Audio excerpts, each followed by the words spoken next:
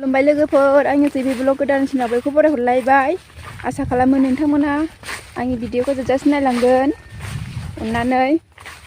आरो भिडिअखौ मोजां मोनदोंबा लाइक साबस्क्राइब खालामना होदो अननानै जाहाथे आं नोंसिनि अननायावनो गोदान गोदान भिडिअ लाबोबाय थानो हायो। दिनैनि भिडिअआनो जादों आं दिनै थास' बिबार खानो थांनो नागिरदों आरो लोगोफोरा नोंथांमोना आंजों लोगोसे नायफालांबाय थादो। दायो बेनिफ्राय खाजेनलांसै जों लोगोफोरनो बिराद गुवारबो गोलावबो खानांगौआसो जानोसै सानैल' खाग्राया आंजों साथाम जायो आंबो खायोबा आरो नै लोगोफोर नै बाथाम जाबाय बिदिनो बाथाम बुरजा दं होननाय खोनादों मोनखायो मोननाया बिरादनो दिनै फार्स्ट टाइम खाजेनगोन आरो लोगोफोर नै नायलांबाय थादों नोंथांमोनहाबो मानसिजों समान समानथार नालाय ब्रा मानसिखौ नुबा नै लोगोफोर हाग्रासो जागोन आजां गाजां गिदिर गिदिर गोजौ गोजौ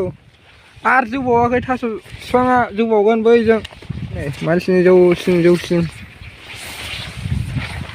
बोरै मानसियालाय अबाव थाखुमाखो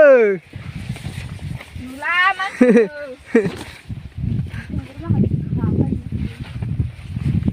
सोरबासो खालायबाय दा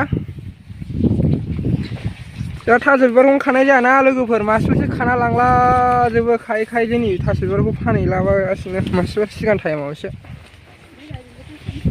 दिनैसो फार्स्ट टाइम खादोंबाय जोंहा दा बेसे बुरजा मोनो नोंथांमोनहाबो नुगोन लोगोफोर खिन्थागोन बेसे बुरजा मोनो मायो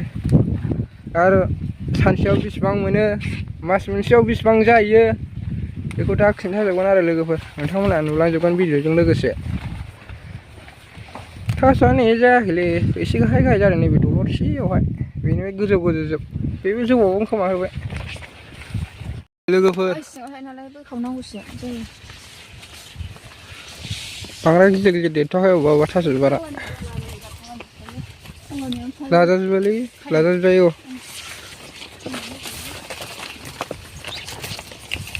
दावमा सारनिसो दा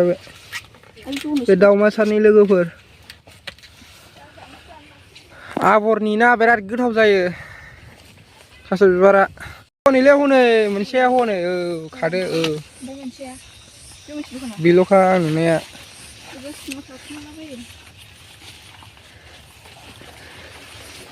हाब बिसोर बारजोबनांगौआ दा अबेबा बाराखै अबेबा बारदोंना लोगोफोर बारनांगौआ फैसायानो फैसा फैखागोन आरो ना दा बांद्राय बारथ'वाखै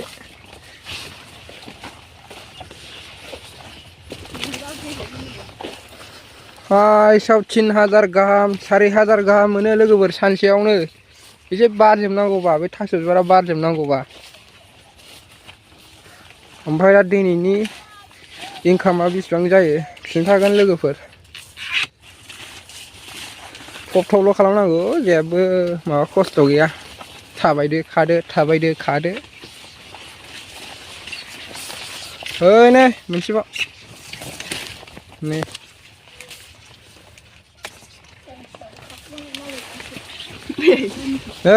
मोनसे नै लोगोफोर बिदि ओंखारो आरो थमेननो खादो नै जेबो खस्थ' गैया लोगोफोर थास' बिबार खानायाव थाबायदो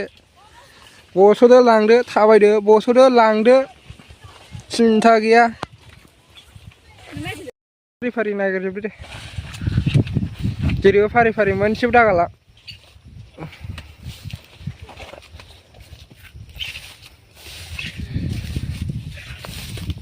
दिनै 1500नि खाना हाबानो जायो लोगोफोर 1500नि मानसिखौ नुलायखाया नै लोगोफोर दे ओरै खाबोदो दे फारि लोगोफोर आंबो खाबाय नै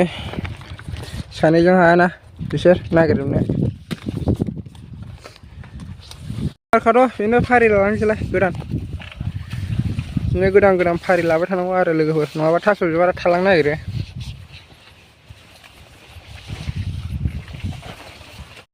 लोगोफोर दायो खानोसै आङो नै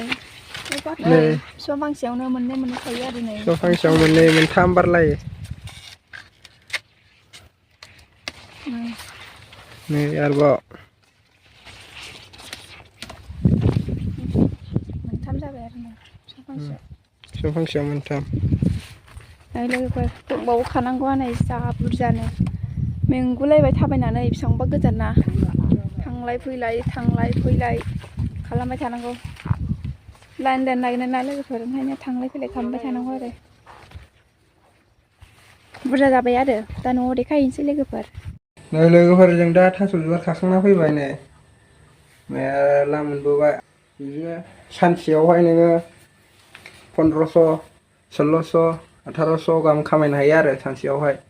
होमबा मासाव 1500 बाबो खमबाबो 45,000 जायो नै लोगोफोर थास' बिबारजोंनो इनकामा थास'आव बिराद इनकाम दं आरो नै मुथासेयावनो गोम बुरजा गाखोखायो 25 थाखा लोगोफोर 20 थाखा मोनगोन बेखौ बाजारावबा 100 होनदों नामा सासे बुरैया 100 होनलायदों बेखौ दा बेनिफ्राय फिसासिनबावसो दाम मुथाया थास' बिबार खागासिनो नै दा खाखायाबा हास्लाबाना आरो लायबावनांगौसो दे मार दे थाब फानहैनांसिगौ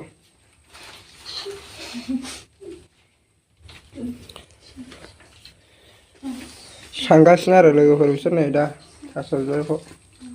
सानसेखा थास' बिबार खानांगौआवनो नै एफा बुरजा दंबा आयु जाबखो नै नुबाय सानदोंमा नै जाबखो दंजोबो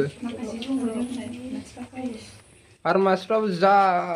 गावजों गाव खावलायनाय थास' बिबारखौ नागिरखुमालायनाय आजां खामायनो हायोना थास' बिबारावबो नों सानसेयाव 1500 1800 2000 गाहाम मोनोबा बिदियाव खावलाया जायो लोगोफोर नै बिराद बुरजा थास' बिबार